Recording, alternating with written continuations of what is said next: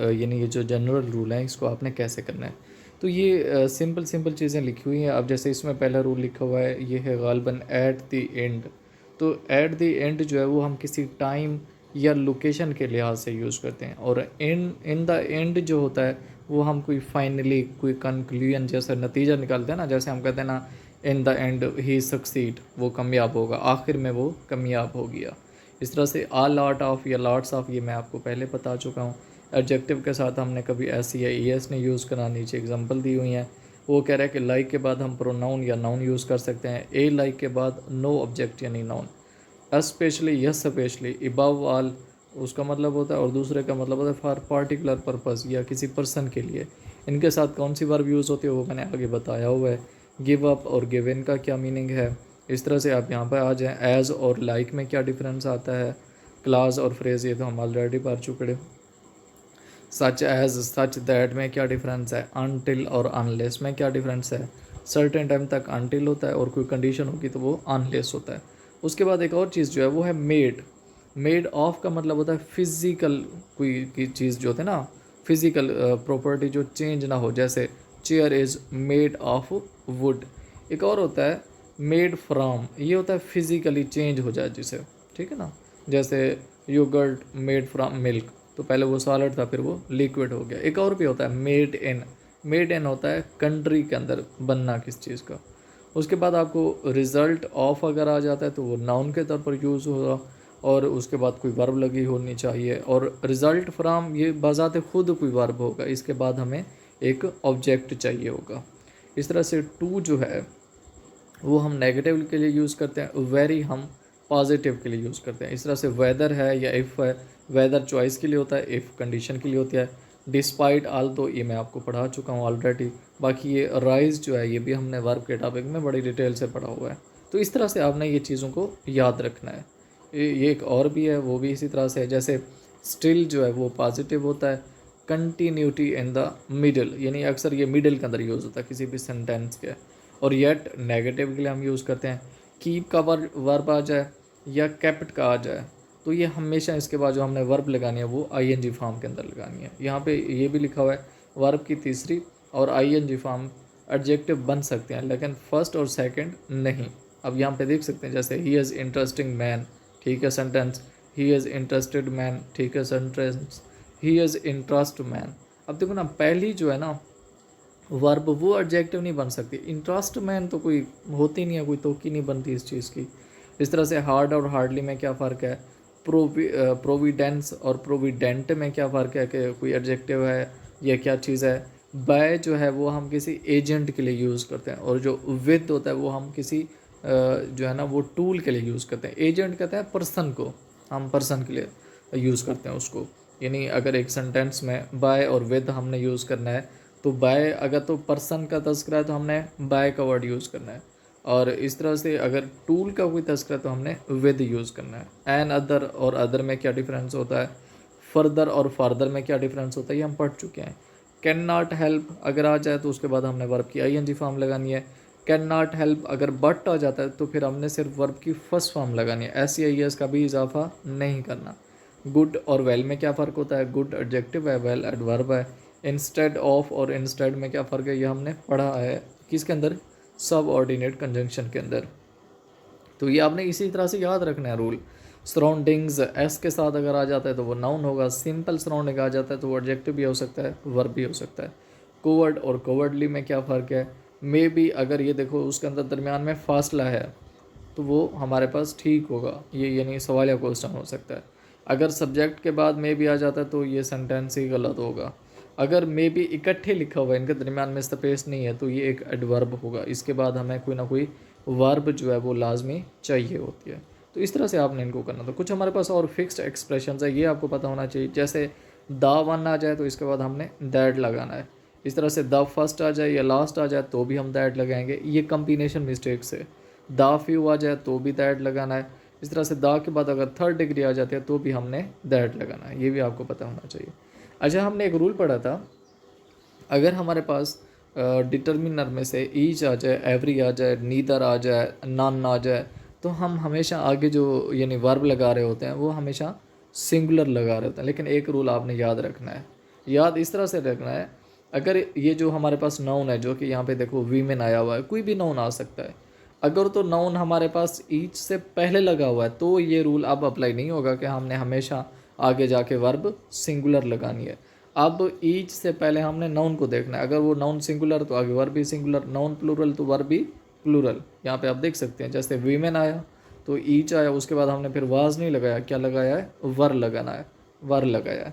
तो ये कोई इतना हार्ड एंड फास्ट रूल नहीं है, आपने हमेशा याद रख लेना कि अगर किसी सेंटेंस में ईच आ गया, एवरी आ गया, तो हमने हमेशा सिंगुलर ही लगाना है, नहीं, ये स्ट्रक्चर भी आपने याद रख लेना है। इस तरह से एक और रूल है हमारे पास, ये वाला, अगर डिटर्मिनर एक नाउन है, नाउन से पहले डिटर्मिनर है, फिर दरमियान में एंड आ जाता है, उसके बाद दूसरा नाउन है और उससे पहले भी डिटर्मिनर है, तो वर्ब प्लूरल लगेगी। ये वाला स्ट्रक्चर भी आपने याद रख लेना है। एक और स्ट्रक्चर भी है हमारे पास, यहाँ पे लिखा हुआ है ये कि अगर हमारे पास एंड है, उससे पहले भी नाउन है और उसके बाद भी नाउन है और दोनों नाउन से पहले है, अगर ये ईच या एवरी लिखा हुआ है, अब हालांकि चाहिए तो ये था कि दोनों नाउन से पहले क्योंकि डिटर्मिनर आया हुआ है तो वर्ब भी प्लूरल आनी चाहिए थी, जैसे कि ऊपर वाला आप देख सकते हैं ना, एंड है, दोनों नाउन से पहले डिटर्मिनर तो वर्ब प्लूरल।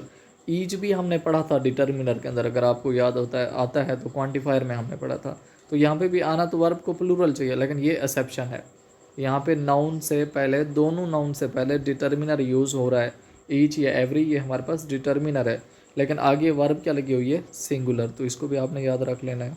आगे चलते हैं, अब यहाँ पे देख लें आप, ईच गर्ल एंड बॉय, अब यहाँ पे ईच जो है वो पहले आ रहा है, गर्ल यानी नाउन बाद में आया, तो इसलिए फिर आगे भी हमने हैज़ लगाया हुआ है। किस रूल के तहत, वो जो हमने 15 वर्ड पढ़े थे, ईच है, एवरी है, ईदर है, नीदर है, एनी वन है, सम वन है, वो अगर स्टार्ट ऑफ सेंटेंस में आ जाते हैं तो हमने हमेशा हमेशा वर्ब सिंगुलर लगानी है। लेकिन इस पे आ जाओ वीमेन वाले रूल पे, यहाँ पे अब नाउन पहले आ गया है, ईच बाद में है, तो यहाँ पे वो वाला रूल नहीं लगेगा। अब हमने यहाँ पे नाउन को देखना है, नाउन सिंगुलर तो वर्ब भी सिंगुलर, नाउन प्लूरल तो वर्ब भी प्लूरल। उम्मीद है आपको ये चीज़ें समझ आनी चाहिए, बल्कि आ रही होंगी, कोई इसमें डाउट ही नहीं है। हाँ जी, उसके बाद कुछ हमारे पास रिलेटिव प्रोनाउन होते हैं। रिलेटिव प्रोनाउन कहते हैं हम हु, विच और दैट को। ये होता है कि अगर हमारे पास कोई सब्जेक्ट है तो उससे आगे हमने रिलेटिव प्रोनाउन उसका कौन सा लगाना है, यानी हु लगाना है, विच लगाना है या दैट लगाना है। तो आप देख सकते हैं, अगर तो वो सब्जेक्ट यानी वो नाउन हमारे पास कोई पर्सनल नाउन है यानी इंसानी थिंग है, तो उसके साथ हमने लगाना है दैट, ठीक हो गया। और उसके बाद हमने जो वर्ब है वो भी उसी हिसाब से नाउन के हिसाब से लगानी होगी। अगर वो इम्पर्सनल है यानी कोई थिंग है, नॉन लिविंग थिंग है, तो हमने उसके साथ लगाना है विच। और जो दैट होता है ना, ये हम दोनों के साथ लगा देते हैं। और विच पर्सन के लिए भी हम लगा सकते हैं अगर दो पर्सन के दरमियान में कोई चॉइस हो, ठीक है ना। और जो दैट है वो हम दोनों के साथ लगा सकते हैं। अब यहाँ पे भी देख सकते हैं कि हु जो है वो हम पर्सन के साथ लगा सकते हैं, विच एनिमल के साथ भी लग सकता है, थिंग्स के साथ यानी इम पर्सन के साथ, लेकिन पर्सन के साथ भी लग सकता है अगर चॉइस हो। दूसरी बात ये, जो हु है वो हम पेट एनिमल के लिए भी यूज़ करते हैं। किसके लिए, पेट एनिमल के लिए।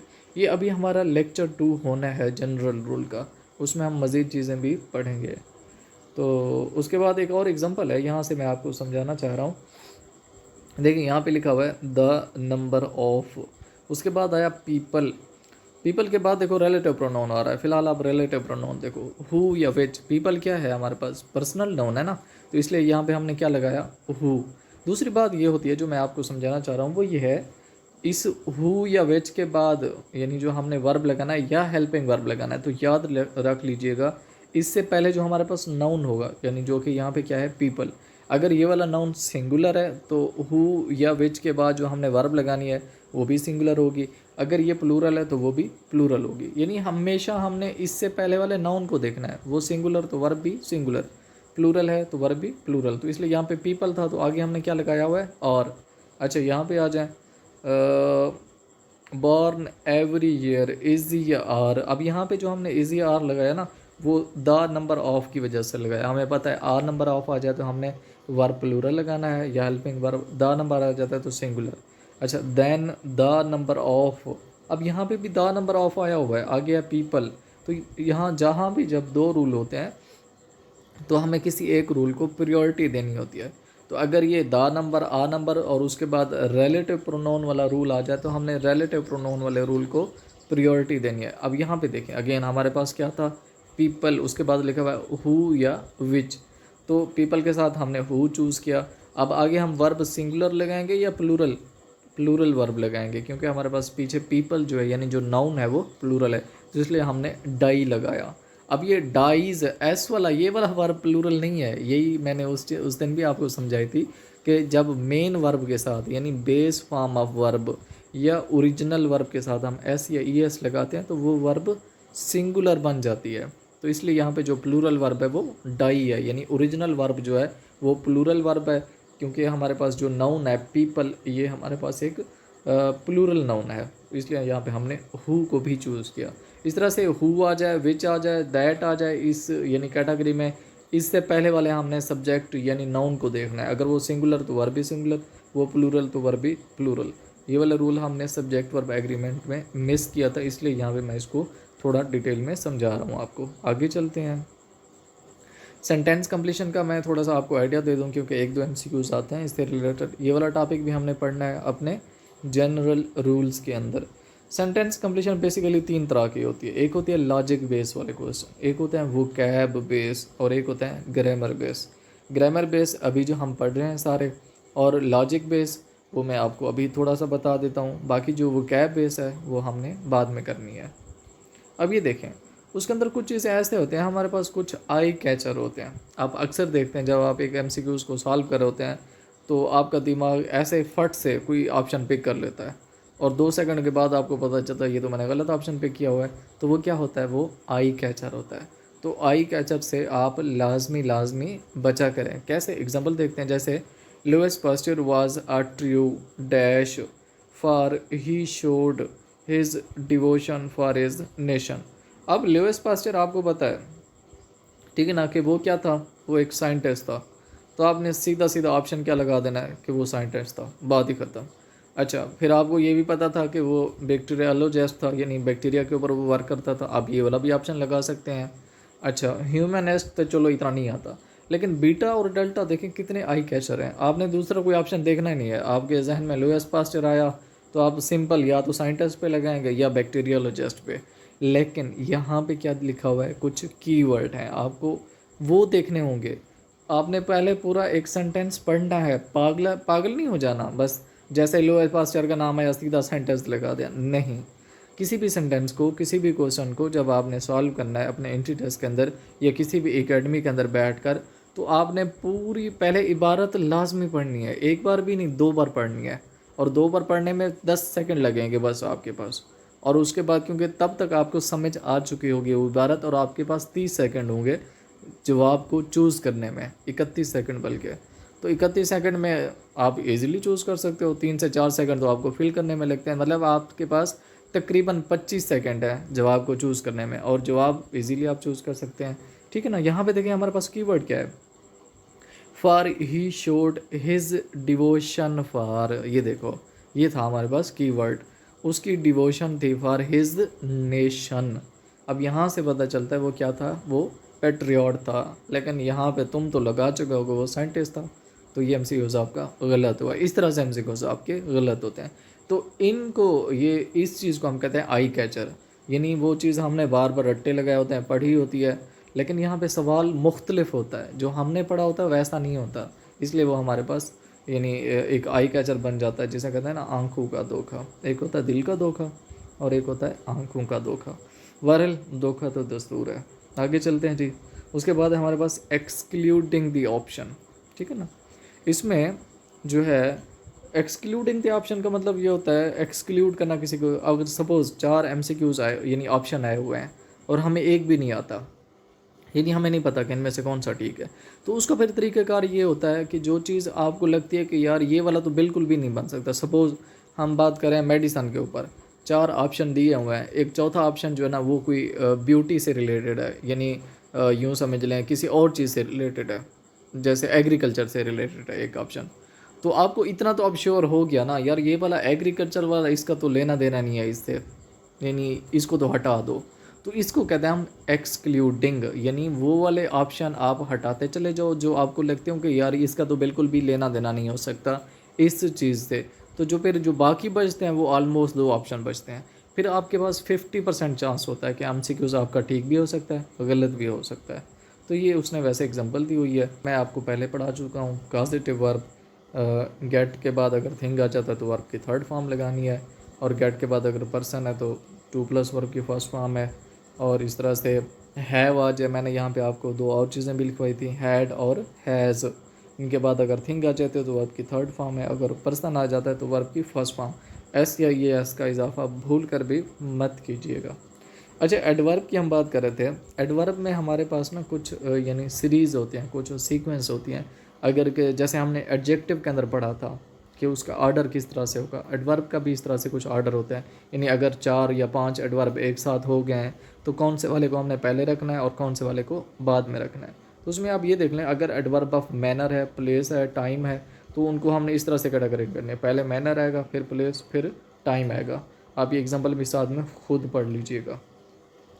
उसके बाद अगर इस तरह से हमारे पास कोई ड्यूरेशन है, फ्रीक्वेंसी है और टाइम है, तो पहले हमने ड्यूरेशन को रखना है, फिर फ्रीक्वेंसी, फिर टाइम को। कैसे, ये तीर के निशान आपको इजीली शो हो रहे हैं, इसमें एग्जांपल लिखे हुए आपने पढ़ लेना है। इस तरह से हमने पहले वर्ड को रखना है, फ्रेज़ को, फिर क्लास को रखना है। इस तरह से हमने जो टाइम होता है या कोई प्लेस है तो उसको असेंडिंग ऑर्डर में रखना है, मतलब इंक्रीजिंग ऑर्डर के अंदर। पहले सबसे छोटी चीज़ ये देखो, स्मॉल प्लेस, फिर लार्ज, फिर मोर लार्ज, फिर लार्जेस्ट। ठीक हो गया। तो ये डीजी खान किप्स का वैसे यहाँ पे तस्करा था।